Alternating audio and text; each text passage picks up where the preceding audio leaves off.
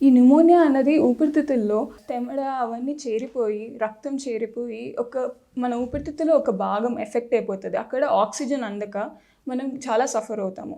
ఇప్పుడు న్యూమోనియాని మనం ఎర్లీ స్టేజ్‌లో డిటెక్ట్ చేస్తే అది అసలు లైఫ్ థ్రెటన్ కాదు.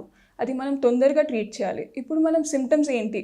న్యూమోనియా అంటే high grade fever almost 101-104 degrees వరకు మనం కామన్‌లీ చూస్తాము. హై ఫీవర్, బ్రెత్‌లెస్‌నెస్ ఊపిరి ఆడకపోవడము, దగ్గు రావడము, ఇంకా అసలు తెమడతో పాటు దగ్గు రావడము, పేషెంట్ అస్సలు తినకపోవడము, చాలా వీక్ అయిపోవడం చూస్తాము. న్యూమోనియా అన్నది మనం ఇమీడియట్‌గా ట్రీట్ చేస్తే వెరీ మచ్ ఏం ప్రాబ్లం ఉండదన్నది.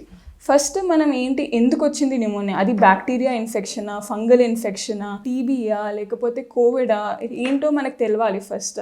సో ఇమీడియట్‌గా మనం ఒకవేళ పేషెంట్ ఒక డాక్టర్ దగ్గరికి వస్తే ఫస్ట్ మనం సిమ్టమ్స్ చూస్తాం.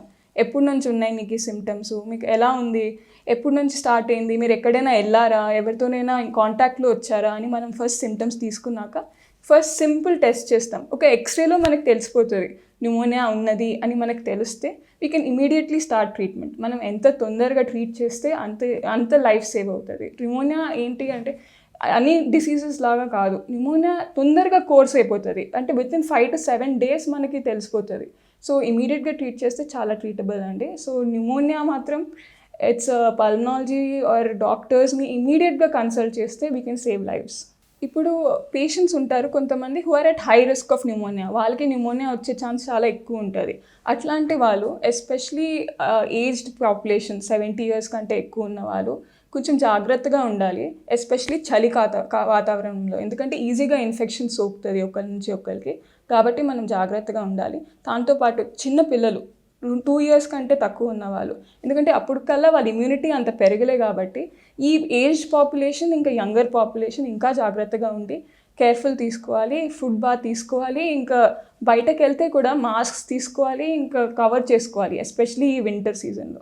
ఇప్పుడు మన ఊపిరితిత్తుల్ని మనం ఎలా హెల్తీగా పెట్టుకోవాలి అని చాలామంది అడుగుతూ ఉంటారు.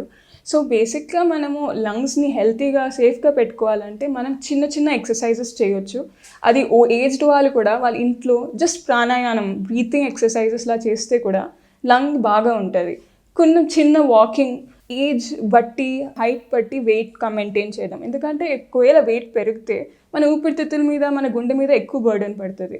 So just small steps like exercise చేయడము, తర్వాత బ్రీతింగ్ ఎక్సర్సైజెస్ చేయడము, కొంచెం వాకింగ్ ఇంట్లో చేస్తే లంగ్స్ చాలా హెల్తీగా ఉంటాయి.